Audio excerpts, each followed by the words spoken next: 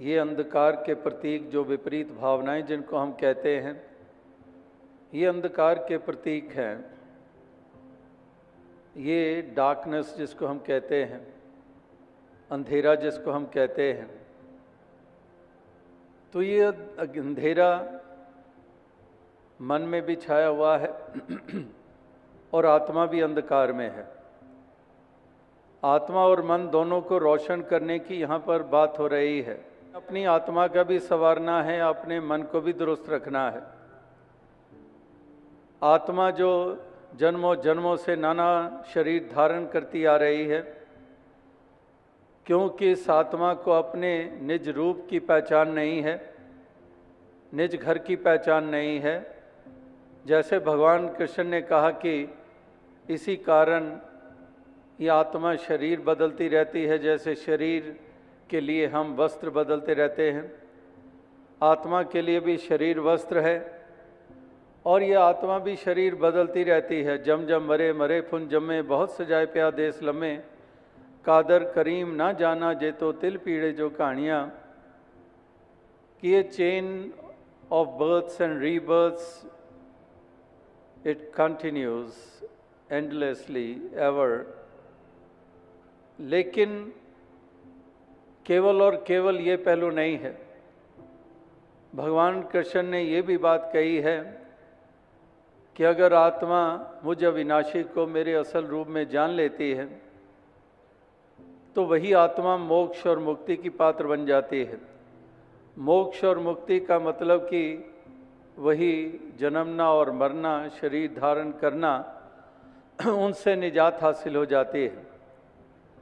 तो इंसानी जन्म को जब जब भी जिसने पाया है, उसके लिए सबसे अहम बात करने लायक यही मानी गई है। वेदों, शास्त्रों में, धर्म ग्रंथों में इसी का ही बयान है, यही जिक्र है कि अवर काज तेरे किते ना काम, मिल साध संगत भज केवल नाम। कि हे इंसान, इस मनुष्य जन्म को पाकर जो सबसे ज़रूरी लाजिम कार्य है, अगर वही अछूता रह गया तो फिर तेरी बात बनने वाली नहीं है। फिर तो मंदभागा है, तो एक खुशकिस्मत नहीं है। भाग्यवान और खुशकिस्मती उसी की मानी जाती है जो इस संसार में पैदा होकर सबसे लाजिम कार्य को कर लेता है, इस मंजिले मकसूद को पा जाता है। आत्मा के भेद मिट जाते हैं, आत्मा परमात्मा से जुड़ जाती है, आत्मा को अपने मूल की पहचान हो जाती है। इसी देही में रहते हुए अक्सर कहा जाता है ये देही तो बर्तन है, बर्तन टूटेगा, आत्मा परमात्मा से मिल जाएगी। अगर बर्तनों के टूटने से ही आत्मा परमात्मा से मिल जाती है, फिर तो कत्लो गारत करते रहो, डाके चोरियां डालते रहो, बर्तन तो उनका भी टूट जाता है। फिर तो वो भी बर्तन टूटा और आत्मा परमात्मा से मिल गई। ये बर्तन बीच में उस तरह से वो बर्तन नहीं है। अगर बर्तन है तो वो ढक्कन उसका माने हम कि जैसे गागर का ढक्कन है और वो ढक्कन अज्ञानता रूपी है। अज्ञानता हटेगी तभी अंतर बाहर का जल एक हो जाएगा। तो ही मोही मोही तो ही अंतर कैसा। इसी देही में रहते हुए कबीर जी ने प्राप्ति की। शरीर छोड़ जाने के बाद कोई गैबी आवाज़ में कोई आकाशवाणी नहीं की। इसी शरीर में रहते हुए यही लखता करने के बाद, यही बोध गुरु के चरणों में जाकर रामानंद जी की कृपा से ये बोध हुआ, तो फिर इसी देही में होते हुए जीवन काल में ही कह रहे हैं कि अब तो जाए चढ़े सिंहासन, मिले हैं सारंग पानी, राम कबीरा एक भय हैं कोई न सके पहचानी। अब कोई कहे कबीर को कि शरीर में हो कहाँ पर एक में, कहाँ पर राम कबीरा एक भय, कैसे शरीर में हो। तो ये शरीर में ही रहकर इस लोक में ही हमने परलोक भी संवारना होता है, जिसका सीधा सा नाता आत्मा के साथ है। तो आत्मा की भी हमने सोचना है, आत्मा के बारे में सोचना है। शरीर में क्योंकि विचरण करते हैं, केवल और केवल हमारा ध्यान शरीर की तरफ जाता है। इस शरीर को रिष्ट पुष्ट, इस शरीर को भोजन, इस शरीर को सुंदर लिबास, इस शरीर की सुंदरता, तो शरीर के तल तक ही हम रह जाते हैं और सारी उम्र बीत जाती है।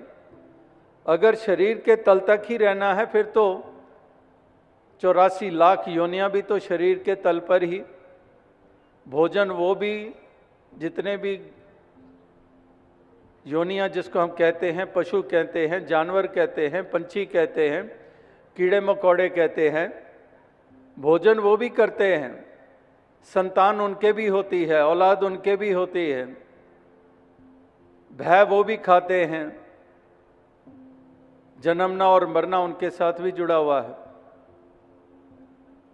तो फिर इंसान अगर तू भी उसी तल तक रहा तो फिर बड़े भाग्यमान उस तन पावा। फिर इस पंक्ति का क्या मायना हुआ? ये क्यों कहा कि बड़े भाग्य की बात कि तुझे मनुष्य जन्म मिला है? ये मनुष्य जन्म भाग्य की बात इसलिए माना गया है कि ये तेरे लिए एक सुनहरी अवसर है, जिसको हम गोल्डन अपॉर्चुनिटी कहते हैं, कि एक सुनहरी अवसर है कि आत्मा का उद्धार हो पाए। शरीर की यात्रा तो कितनी जाएगी, ज़्यादा से ज़्यादा 100 साल। कहीं खबरों में मिल जाता है कि फलां इंसान फलां मुल्क में 120 बरस का हो के संसार से रुखसत हो गया। इससे आगे कहाँ जाएंगे? लेकिन आत्मा की यात्रा कोई 40, 20, 100 साल की है नहीं है। जैसे कहा कि ये यात्रा आत्मा की कब से चलती आ रही है। तो इसलिए जिसका सबसे ज़्यादा सोचना है उसकी तरफ ख्याल ही नहीं जाता है और केवल शरीर और प्राप्तियां, उपलब्धियां यहीं तक अपने जीवन को सीमित रख देते हैं। तो इसीलिए महापुरुष संत जन इस पहलू की तरफ ये ध्यान दिलाते आ रहे हैं, जैसे आज भी सत्संग में दिलाया जा रहा था कि इंसान सोच गौर कर, मालिक ने तुझे सोचने समझने की ताकत दी है, लेकिन इस समझ का सही मायनों में इस्तेमाल कर ले और वो जागरूकता प्राप्त कर ले, आत्मा को नाता परमात्मा से जोड़ ले। और वो भी बताया कि ये संभव कैसे हो पाए जब तक ब्रह्म ज्ञानियों का संग मिल जाए। जैसे वो भी पंक्तियां हम महापुरुषों के पढ़ते हैं कि कहे कबीर तब पाइए जब भेदी लीजिए साथ, कि जब भेदी मिल जाए तो तभी आसान हो जाता है कार्य। दुर्लभ साज सुलभ करी पावा, जो दुर्लभ है वो सुलभ कैसे हो, आसान कैसे हो? आसान तभी होगा अगर मीराबाई के लिए रविदास जी जीवन में आ गए तो आसान हो गया शाम के असली अविनाशी रूप को जानना। जैसे आपने ऐसे अमोलक वचन श्रवण किए जो हमें और जागृति प्रदान कर रहे थे, गीतों के रूप में, कविताओं के रूप में, व्याख्यान के रूप में, वो हमारा भी ध्यान इस तरफ ही दिला रहे थे कि भाषाएं, पहरावे, कल्चर, संस्कृतियाँ, ये बाहरी हमारे लिबास, हमारी शक्ल सूरतें, ये प्राइमरी नहीं है। ये सब कल्चर्स और ये सारी चीज़ें बाद में जुड़ी हैं। जो मूल है, जो प्राइमरी है, वो वास्तविकता में हमारा एक असल रूप, एक मानव वाला, जिसमें आत्मा बसती है, आत्मा जो परमात्मा की अंश है, जो डिविनिटी, जो एक डिवाइन परमात्मा, ईश्वर निराकार, इसी की अंश आत्मा बसती है हर घट में। तो उसको मुख्य रखना, उसको मूल रूप में उजागर करना अपने जीवन में, तब वास्तविकता में हमारे जीवन का महत्व बनता है और हम एक सही इंसान कहलाने के हकदार बनते हैं। ये लोक और परलोक दोनों को संवारने वाले बन जाते हैं। इसीलिए मूल के साथ जुड़ने की सदैव से महापुरुषों, भक्तों ने ये बात की है। ये आत्मा कब से भटकी हुई, अपने मूल से आवागमन के बंधन में पड़ी हुई, अज्ञानता बरकरार रही। अज्ञानता बरकरार ना रहती तो इसका आवागमन का बंधन समाप्त हो गया होता, और जब जब भी समाप्त होता है इस अंधकार के मिटने से होता है, ज्ञान के उजाले से होता है, अपने असली रूप में स्थित होने से होता है। अगर आवागमन के बंधन चलते रहे, उसका कारण यही रहा, क्योंकि जो हमने बाहरी सिलसिलों को महत्ता दे दी, हमने अपने पहरावों को, अपनी भाषाओं को, अपने संस्कृतियों को और नाना प्रकार की दुनियावी सिलसिलों को विशेषताएं दी और उन्हीं तक सीमित रह गए। वही अपनी पहचानें बना ली, वही अपनी आइडेंटिटी बना ली, और जो मूल रूप में जो हमारी असल आइडेंटिटी थी उसमें हम स्थित नहीं हुए, उससे अनजान रहे, यानी कि आत्मा अनजान रही। तो इसीलिए इसके आवागमन के बंधन से इसको निजात ना मिली। जम जम मरे मरे फुन जमे, बहुत सजाए प्या देश लम्मे, कादर करीम ना जाना जे तो तिल पीड़े जो कहानियाँ। ये जन्मना मरना ये इस आत्मा के साथ चलता चला गया। शरीर धारण, एक के बाद दूसरा, एक योनि के बाद दूसरी योनि, ये सिलसिला चलता चला गया। तो जहाँ पर ये आत्मा के लिए एक कष्ट का कारण ये अज्ञानता, वहाँ पर जैसे कहा कि इंसान के म्यार को नीचा गिराने के लिए भी यही अज्ञानता कारण हमेशा से बनी है। आज भी अगर ये इंसान का म्यार गिरा है, उसके पीछे यही अज्ञानता का अंधकार है। जिस अंधकार को ढो रहे हैं, जिस डार्कनेस में हम एक विचरण कर रहे हैं, जो आत्मा के साथ भी जुड़ा हुआ अंधकार, मन पे भी छाया हुआ ये अंधकार, इसी अंधकार ने भ्रम पैदा किए और भ्रमों ने हमें किस कदर बांध दिया, ऐसी स्थिति में ला खड़ा किया कि हम उन ऊंचाइयों को ना छू पाए। ये इंसानी जन्म हीरे जैसा जन्म अमोलक बताया गया है। यही वो जीवन है जिसमें वो ऊंचाइयां प्राप्त हो सकती है। और अगर यही हाथों से छिन गया, यही एक सफ़र हमारा जीवन का ना कामयाब रहा, इसी जीवन में हम उजाला अपने जीवन में ना कर पाए, तो फिर पतन ही पतन है। कोई ऊंचाई को प्राप्त करने की गुंजाइश नहीं रहती है। तो यही एक महापुरुष संत जनों का संदेश हर मानव, हर इंसान के लिए रहा है। तो कहने का भाव यही है कि महापुरुषों ने, संतों ने, भक्तों ने हमें यही शिक्षाएं दी थी कि परमात्मा ईश्वर निराकार पारब्रह्म ये घट घट में बसता है। घट घट अंतर सर्व निरंतर केवल एक मुरारी, कि एक मुरारी ही घट घट में बसता है और इसलिए कोई पराया, कोई बेगाना नहीं है। सारे ही खुदा के बंदे हैं। ये मखलूक सारी है कुंभा खुदा का, वसुदैव कुटुंबकम। ये पंक्तियां तो हम अरसे से पढ़ते सुनते आ रहे हैं, लेकिन इस धरती पे बसने वाली वसुधा के ऊपर बसने वाले तमाम लोगों को हम एक कुटुंब का हिस्सा नहीं मानते हैं। हमारी अपनी अपनी बिरादरियां, हमारे अपनी अपनी कौमें, हमारे अपने अपने ऐसे स्वरूप बनकर रह गए हैं। अपनी जातियां, अपने मज़हब, मज़ो मिल्लत की दीवारें इस कदर हमने खड़ी कर ली हैं। कहाँ पर कुटुंब? इस वसुधा पे बसने वाला एक कुटुंब है, एक कुटुंब नहीं है। We are a divided lot, as I mentioned yesterday too, and I have been always mentioning about Berlin Wall. First time I visited Berlin was that in 1987, December 1987, or it was January 88. At that time the wall was intact in its place. But second time I visited in 1990 or 91, that wall was no more.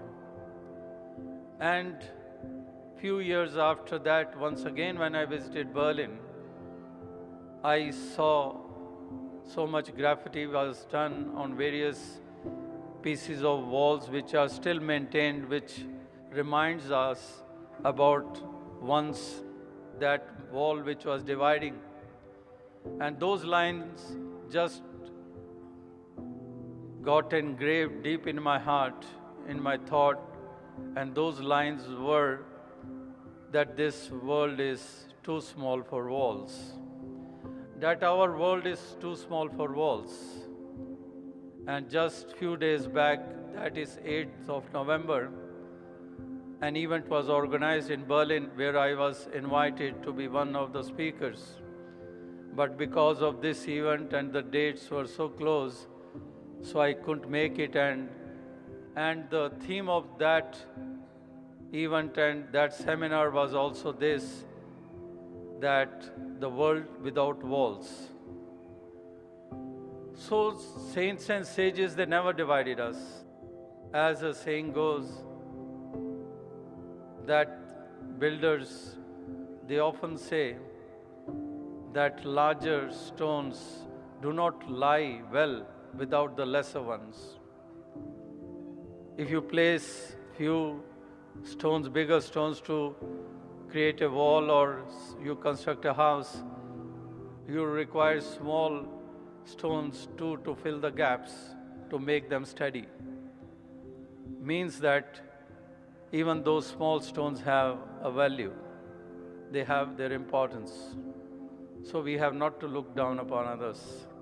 तो इस प्रकार से यही एक महापुरुषों के, संतों के संदेश और ये पैगाम, ये हमेशा से रहे हैं और ये हर काल के लिए हैं, ये हर सदी के लिए हैं, हर इंसान के लिए, हर जनरेशन वालों के लिए है। तो दास और अधिक शब्दों का सहारा नहीं लेगा, समय काफ़ी आगे बढ़ चुका है और अंत में इसी अरदास प्रार्थना के साथ आपसे इजाज़त चाहेगा कि दातार प्रभु कृपा करे, आप सभी को तौफीक शक्ति दे, ताकि जो उसूल है मानवता, प्यार, भाईचारे वाले, एकता वाले, हार्मनी इन वननेस जो नारा दिया गया, ये हार्मनी हमेशा जीवन में बनी रहे, ये सद्भावनाएं हमेशा जीवन में बनी रहे।